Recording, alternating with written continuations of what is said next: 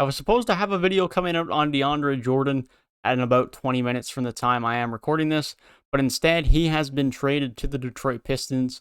And on a day I was going to be talking about him being traded or bought out sometime soon, and he's been traded alongside 4 second-round picks and $5.78 million to the Detroit Pistons for Jahlil, Okafor, and Sekou Doumbouya.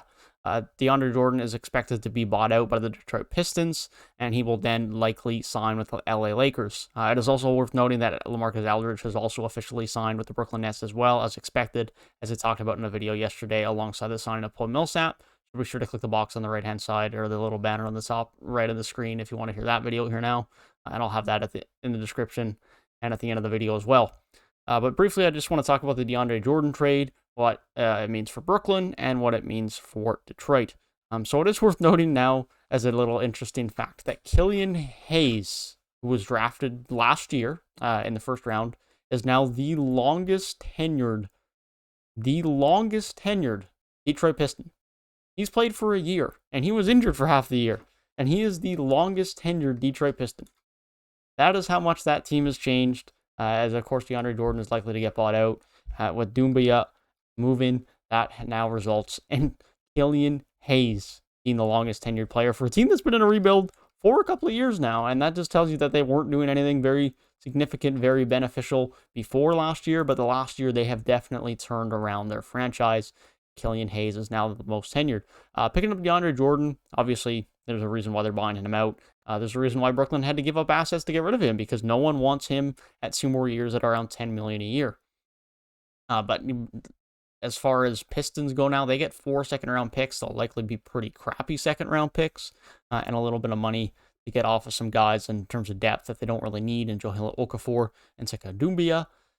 With that obviously indicates even more so that the Pistons are more willing to use Luka Garza this upcoming season, which is quite exciting, and I'm interested to see him play, and then Doumbouya getting moved on from as well, as he hasn't shown any overly promising signs up to this point, and they'll likely not play overly significant roles on this Brooklyn Nets team going in the next year.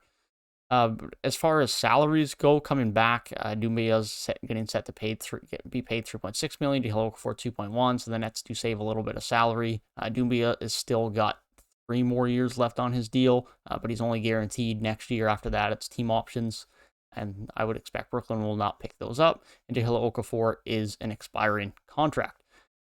It's worth noting now that Brooklyn pretty much have no picks left, because of course they acquired James Harden, pick swapped, and traded all of their first-round picks, and now they just traded away 4 second-round picks to get rid of DeAndre Jordan. So the Brooklyn essentially have no picks. So the future is extremely very much now. It is fully, if it wasn't already, championship or bust. And that's just the way it is. They have to win now with this group. They have no future. That's just the reality of it. I'm sure there are some younger pieces on the roster, notably Nick Claxton, but this team has no picks. This team is win now mode fully, and they have fully committed to that, even more so now with this trade. And not that they've added a ton of win now pieces, they've moved on from DeAndre Jordan's salary and contract, and they have fully committed to win now. As I mentioned, DeAndre Jordan is likely to get bought out, as he doesn't serve a role on the Pistons and just picks up salary cap space that isn't needed. And then he is likely to sign with the Lakers, joining Dwight Howard over there at the center spot. And yeah, it'll be interesting to see how he fits in with the Lakers. Let me know what you guys think down below in the comment section of this trade. If you did enjoy the video, feel free to leave a like down below and subscribe to the channel if you are new.